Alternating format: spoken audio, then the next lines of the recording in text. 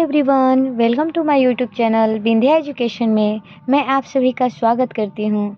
जैसा कि हम लोग देख रहे हैं 12th क्लास के पॉलिटी का वस्तुनिष्ठ प्रश्न, जिसमें हम लोगों ने 2024 में पूछे गए प्रीवियस ईयर क्वेश्चन को लगभग 55 क्वेश्चन को हमने देख लिया है। आज हम लोग 56 नंबर से इन सारे प्रश्नों को देखना शुरू करेंगे। चलिए, तो हम बिना देरी करते हुए, अगर आपने उन प्रश्नों को नहीं देखा है तो आप वीडियो के प्लेलिस्ट में जाकर भी देख सकते हैं। और पार्ट 1, पार्ट 2, पार्ट 3 मैंने 3 वीडियो अपलोड कर दिया है। ये चौथा वीडियो होगा जिसमें हम आगे के प्रश्नों को भी देखेंगे। तो चलिए हम देखते हैं 56 नंबर प्रश्न क्या कह रहा है। कह रहा है कि अंतर्राष्ट्रीय श्रम संगठन एक विशिष्ट अभिकरण है। यानी अंतर्राष्ट्रीय श्रम संगठन, इसको ILO भी बोला जाता है, इंटरनेशनल लेबर ऑर्गेनाइजेशन। इसका गठन होता है 1919 में और इसका जो गठन होता है वर्साई संधि के पश्चात होता है। और ये जो अभिकरण है ये संयुक्त राष्ट्र संघ का अभिकरण है। तो चलिए हम आगे के प्रश्नों को भी देखते हैं। उससे पहले ऑप्शन में कुछ और भी नाम दिया हुआ है, उसके बारे में भी हम लोग थोड़ा जानकारी प्राप्त कर लेते हैं। सार्क का मुख्यालय नेपाल के काठमांडू में है और इसकी स्थापना 1985 में की जाती है। तो ये भी हमें याद रखना होगा। सार्क में टोटल 8 देश शामिल है, जिसको मैंने पिछले क्लास में बताया भी है। और यहाँ पे देखिए दिया है यूरोपीय संघ। तो यूरोपीय संघ की स्थापना होती है 1993 में। 1 नवंबर 1993 को इसकी स्थापना होती है और इसका मुख्यालय है बेल्जियम के ब्रुसेल्स में। इसका मुख्यालय कहाँ है? बेल्जियम के ब्रुसेल्स में इसका मुख्यालय है। और यहाँ पे दिया है आसियान। तो आसियान की स्थापना होती है 1967 ईस्वी में और इसमें 10 देश शामिल हैं। और देखिए यहाँ पे हम लिख देते हैं 1967। तो सार्क की स्थापना 1985 और यूरोपीय संघ की स्थापना 1993 और आसियान की स्थापना 1967 ईस्वी में होती है। और इसका जो हेडक्वार्टर है ये जिनेवा है और इसकी स्थापना थाईलैंड के बैंकॉक में होती है। और इसमें टोटल आसियान में 10 सदस्य देश हैं। तो ये भी हमें याद रखना होगा। अब चलिए हम अगले प्रश्न को देख लेते हैं। अगला प्रश्न में कह रहा है हम लोग का कि अंतर्राष्ट्रीय परमाणु ऊर्जा अभिकरण की स्थापना कब हुई? तो अंतर्राष्ट्रीय परमाणु ऊर्जा की स्थापना होती है 1957 में। तो ये भी हमें ध्यान रखना होगा। आगे कह रहा है कि जनहित याचिका कहाँ दायर की जाती है? तो देखिए जो जनहित याचिका है ये उच्च न्यायालय में भी दायर की जा सकती है और सर्वोच्च न्यायालय में भी दायर की जा सकती है। तो इसमें हमारा दोनों आंसर होगा, लेकिन ऑप्शन में कहीं भी दोनों आंसर नहीं दिया है, इसलिए हम किसी एक के साथ भी नहीं जा सकते हैं। इसलिए हमारा आंसर क्या हो जाएगा? इनमें से कोई नहीं। उसके बाद आगे कह रहा है कि सूचना का अधिकार कानून किस प्रकार का कानून है? तो जो सूचना का अधिकार है वो हमारा मौलिक अधिकार है। यानी जो संविधान के अनुच्छेद 19(1) में जाइएगा तो उसमें RTI दिया हुआ है कि हमें किसी चीज़ के बारे में भी क्या है? पूछने का अधिकार है। तो ये हमारे मूल अधिकार में आता है। आगे के प्रश्नों को देखिए। कह रहा है कि यूनेस्को का मुख्यालय कहाँ है? तो जो यूनेस्को का मुख्यालय है वो है पेरिस। ठीक है। अब चलिए हम यूनेस्को के बारे में भी थोड़ी बहुत जानकारी प्राप्त कर लेते हैं। तो जो यूनेस्को है इसका पहले हम लोग फुल फॉर्म जानेंगे। तो इस यूनेस्को का फुल फॉर्म है यूनाइटेड नेशन, यहाँ पे पहले मैं लिख देती हूँ UNESCO, united nation educational, scientific and cultural organisation. तो ये हमें ध्यान रखना होगा।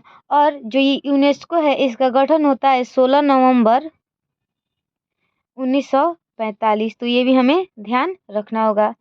हम लोग पहले इसके पूरे नाम को जानेंगे। जैसे हम लोग देखते हैं कि कोई भी वो विशेष स्थल या कोई चीज़ होता है उसको यूनेस्को के धरोहर सूची में शामिल किया जाता है।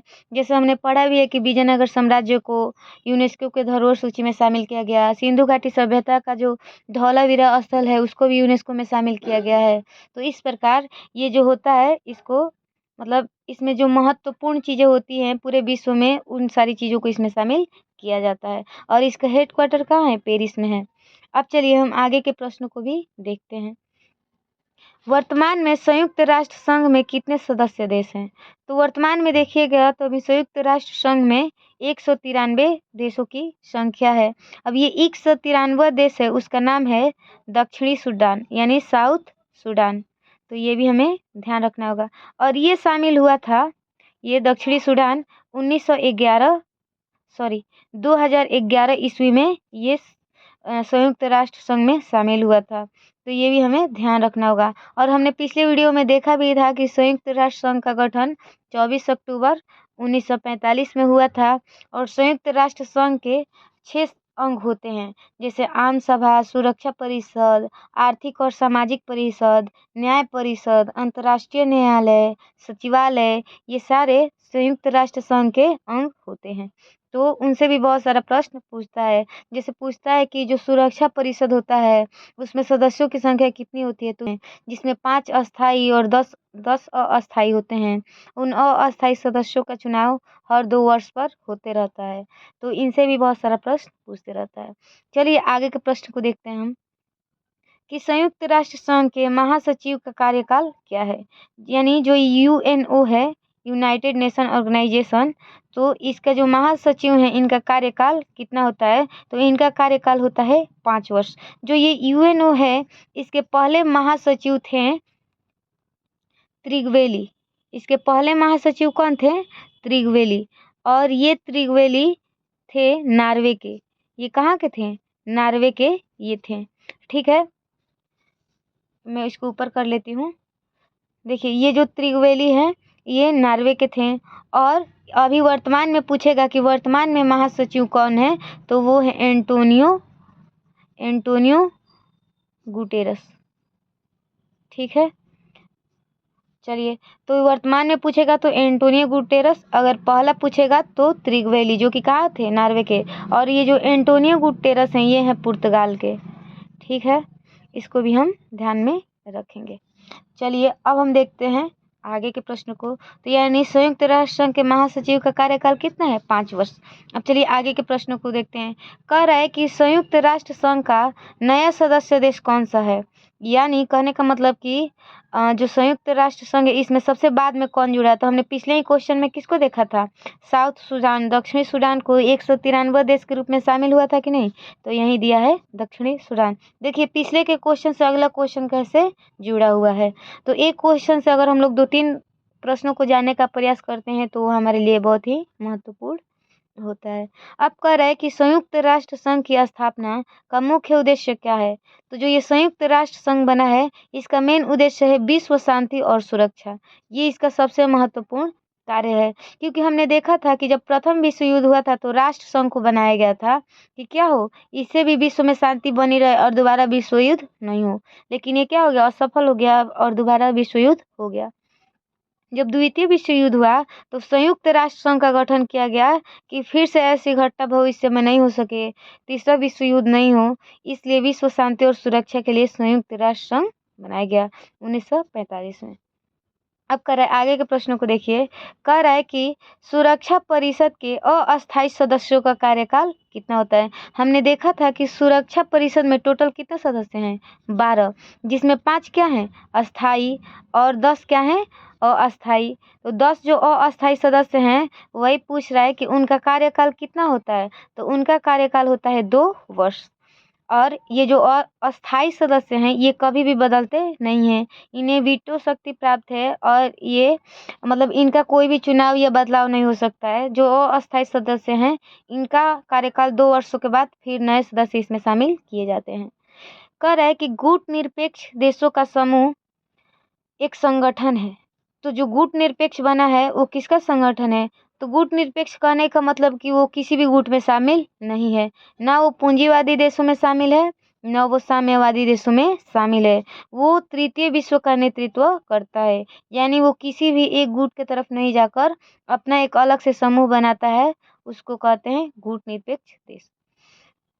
देखिए आगे के प्रश्न देखिए। कह रहा है गुट निरपेक्ष आंदोलन की प्रासंगिकता निहित है। यानी गुट निरपेक्ष आंदोलन किसको बढ़ावा देता है?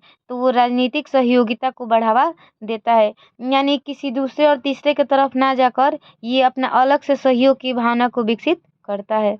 ठीक है, और ये कई प्रकार से युद्धों को रोकने का भी कार्य करता है और शांति को भी बनाए रखने का प्रयास करता है। अब चलिए हम आगे के प्रश्न को देख लेते हैं। 68 नंबर प्रश्न कह रहा है कि निम्न में से कौन सा सदस्य कह रहा है यहाँ पर, निम्न में से कौन सा सदस्य देश को सार्क का अंतिम सदस्य बनाया गया। तो सार्क में हम देखे थे कि कितना सदस्य है, टोटल 8 सदस्य देश हैं इसमें, और लास्ट में इसमें सबसे बाद में जोड़ा गया अफगानिस्तान को।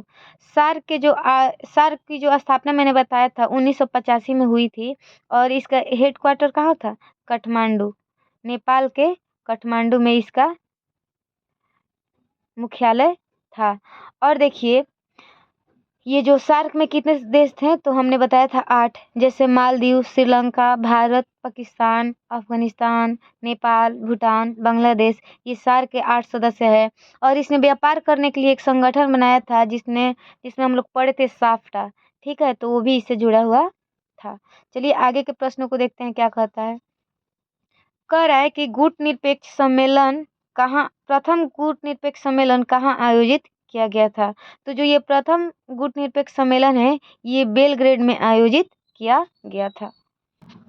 गुटनिरपेक्ष का पहला जो ये सम्मेलन हुआ था ये हुआ था बेलग्रेड में 1961 ईस्वी में, और इसमें 5 संस्थापक सदस्य देश शामिल थे, जिसमें हम देखते हैं कि इस प्रथम सम्मेलन की अध्यक्षता यूगोस्लाविया के, यहाँ पे मैं लिख देती हूँ, यूगोस्लाविया के जोसेफ ब्रोज टीटो करते हैं, ठीक है। इसमें 5 सदस्य देश शामिल होते हैं, जैसे अध्यक्षता यूगोस्लाविया के जोसेफ ब्रोज टीटो करते हैं। और इसके अतिरिक्त हम देखते हैं कि मिस्र के जो राष्ट्रपति होते हैं गमाल अब्दुल नासिर, भारत के प्रधानमंत्री पंडित जवाहरलाल नेहरू, घाना के प्रधानमंत्री वामे एनक्रुमे और इंडोनेशिया के राष्ट्रपति सुकर्णो, ये सारे लोग मिलकर प्रथम गुटनिरपेक्ष आंदोलन के क्या करते हैं, सम्मेलन आयोजित करते हैं। तो ये हमें ध्यान रखना होगा। चलिए आगे हम देखते हैं। वर्तमान में इस गुटनिरपेक्ष आंदोलन में लगभग 120 सदस्य हैं और 17 पर्यवेक्षक देश शामिल हैं। तो वर्तमान वाला भी पूछ सकता है, तो उसको भी हमें ध्यान में रखना चाहिए। कह रहा है कि दक्षेस के महासचिव का कार्यकाल क्या होता है। जो ये दक्षेस है इसके जो महासचिव होते हैं उसका कार्यकाल 3 वर्ष होता है। अर्थात ये जो दक्षेस है ये सार्क का ही पूरा नाम है, जिसको south Asian association regional corporation, यही क्या है, इसके महासचिव का कार्यकाल 3 वर्ष होता है। तो ये भी हमें ध्यान में रखना होगा। चलिए हम अगला प्रश्न भी देख लेते हैं।